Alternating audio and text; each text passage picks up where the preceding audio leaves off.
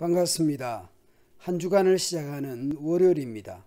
오늘부터 수요일까지 나훔 선지서를 묵상하게 될 것입니다. 1절입니다. 니느웨에 대한 경고 곧 엘고스 사람 나훔의 묵시의 글이라. 니느웨는 아수르의 수도였습니다. 경고는 심판과 징계, 형벌 등을 의미합니다. 따라서 나훔 선지서는 아수르가 형벌받을 것을 예고하고 있는 셈입니다. 묵시의 글입니다. 묵시는 이상입니다. 하나님께서 들려주시고 보여주시는 것이 묵시입니다. 글은 기록이죠. 곧 책입니다. 그 책은 오늘날과 같은 책이라기보다는 두루마리일 것입니다. 하나님은 어떤 분입니까? 하나님은 시기 질투하시는 분입니다. 보복하시는 분입니다. 이런 표현들은 신인동형론적 표현이라고 할 수 있을 것입니다. 여하튼 하나님은 가만히 계시는 분이 아닙니다. 누구에게 보복을 하고 분노를 품으십니까? 자기 대적에게 보복하시고 자기 원수에게 분노를 품으십니다. 하나님은 좀처럼 화를 내지 않으십니다. 그렇다고 해서 죄인을 벌하지 않고 그대로 내버려 두시는 분은 아니십니다. 하나님께서 분노와 진노에 대해서 감당할 자가 없습니다.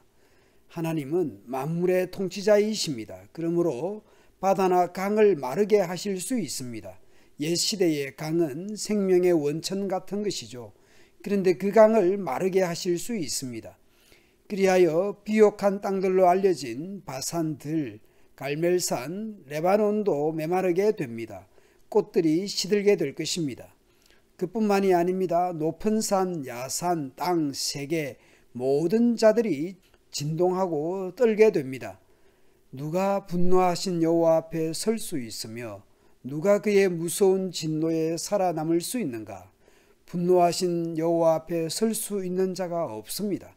여호와의 진노 앞에 살아남을 수가 없습니다. 강대국인들 마찬가지입니다. 그러나 여호와는 선하시고 환난 때의 피난처가 되시며 자기를 신뢰하는 자들을 보호하십니다. 그러나 그는 자기 대적들에게 대해서 큰 홍수로 쓸어버리고 그들을 흑암으로 쫓아내실 것입니다. 9절에서 너희는 여호와께 대하여 무엇을 꾀하느냐? 그가 온전히 멸하시리니 재난이 다시 일어나지 아니하리라. 여기서 2인칭 남성 복수로 쓰인 너희는 누구일까요? 아수르를 생각할 수도 있을 것입니다. 그런데 9절 전체 문장으로 보자면 너희는 유다로 보아야 할 것 같습니다. 그렇다면 이런 해석이 가능합니다. 너희 유다는 하나님께 대해 무슨 생각을 하는가? 유다의 생각이 무엇이겠습니까? 저렇게 강대국 아수르의 반복적인 침략에 대해 하나님께서는 왜 침묵하시는가라는 질문을 생각을 유다는 했을 것입니다. 그 생각에 대해서 하나님께서 아수르를 멸하시리니 아수르의 침략이 다시는 없을 것이라는 해석이 가능할 것입니다. 결국 아수르는 마치 엉클어진 가시덤불 같고 술 취한 것 같아서 마른 지푸라기처럼 모두 타버리고 말 것입니다. 그런데 여호와께 악을 꾀하는 한 사람, 3인칭 남성 단수입니다. 아수르 왕이 너희 중에서 곧 니느웨에서 나와서 사악한 것을 권한다라는 것이죠. 11절을 쉬운 성경 번역으로 보면 이렇습니다. 여호와를 거스려 악한 계획을 꾸민 자가 니느웨에서 나오지 않았느냐? 여호와를 거스려 악한 계획을 꾸민 자의 결국은 하나님의 심판을 받게 될 것입니다. 여호와께서 말씀하셨습니다. 그들의 힘이 막강하고 수가 많을지라도 잘려서 없어지고 말 것이다. 비록 내가 너를 괴롭혔으나 다시는 너를 더 괴롭히지 않겠다. 유다를 징계하기 위해 아수르를 회초리로 사용했지만 이제 다시는 그렇게 하지 않을 것이라고 말씀합니다. 나 이제 너 유다에게서 그들 아수르의 멍에를 꺾어버리고 너를 묶은 사슬을 끊겠다. 유다는 아수르에게 금, 은 등의 보석을 비롯 노예로 조공으로 바쳤을 것인데 이제 그런 멍에를 깨뜨리며 사슬을 끊을 것이라고 말씀합니다. 주께서 아수르에 대해서 말씀합니다. 주께서 너를 두고 명하신 것이 있다. 너에게서 이제 네 이름을 이을 자손이 나지 않을 것이다. 내 산당에서 새겨 만든 신상과 부어 만든 우상을 다 부수어 버리며 네가 쓸모없게 되었으니 내가 이제 네 무덤을 파놓겠다. 하나님께서 아수르에 대해 완전한 종말을 선언하십니다. 하나님은 유다에 대해서 말씀합니다. 보라로 문장이 시작됩니다. 강조되고 있는 것이죠. 보아라, 좋은 소식을 전하는 사람, 평화를 알리는 사람이 산을 넘어서 달려온다. 마치 전쟁에서 승리의 소식, 승전보를 알리는 사람이 산을 넘어서 달려오는 것이죠.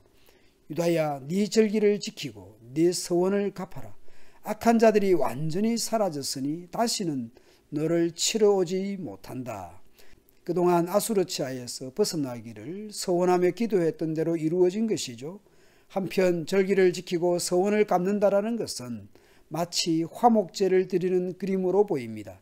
하나님께 감사하고 화목제를 드리는 사람들이 함께 감사하는 그림입니다. 수직적으로도 수평적으로도 감사하는 것이죠. 강대국에 의해서 역사가 진행되고 힘의 논리가 세상을 지배하는 것처럼 보일 수 있습니다. 강대국에 의해 약속의 땅은 침탈을 당하고 그 백성들은 고통 속에 빠졌습니다.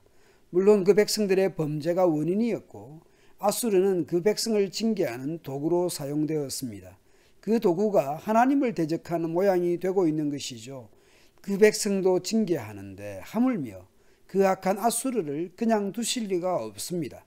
한편 약육강식 정글의 세상 속에서 작은 힘없는 공동체는 신음하며 고통하는 중에도 서원 기도했던 사람들이 있었던 것으로 보입니다. 힘에 눌려서 아무것도 할 수 없는 것이 아니라 끊임없이 기도할 때에 언젠가 응답하실 하나님을 바라며 살았던 경건한 이들이 있었던 것으로 보입니다.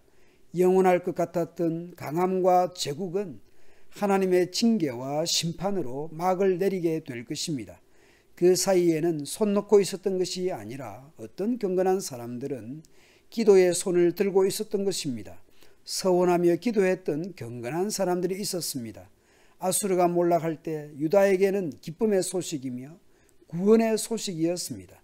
오늘 우리는 무엇을 소망하며 무엇을 기다리며 무엇을 위해 기도하고 있습니까? 우리의 기도가 하나님의 통치와 다스림을 경험하게 하는 도구가 될 수 있습니다. 악한 세력이 선을 이겨먹는 세상처럼 보일지라도 하나님의 백성들이 기도할 때에 그 기도는 하나님의 통치와 하나님의 섭리를 가져오게 하는 선한 도구가 될 것입니다. 전쟁의 소식이 들려오는 오늘도 하나님의 통치와 다스림이 이루어지기를 기도합시다. 감사합니다.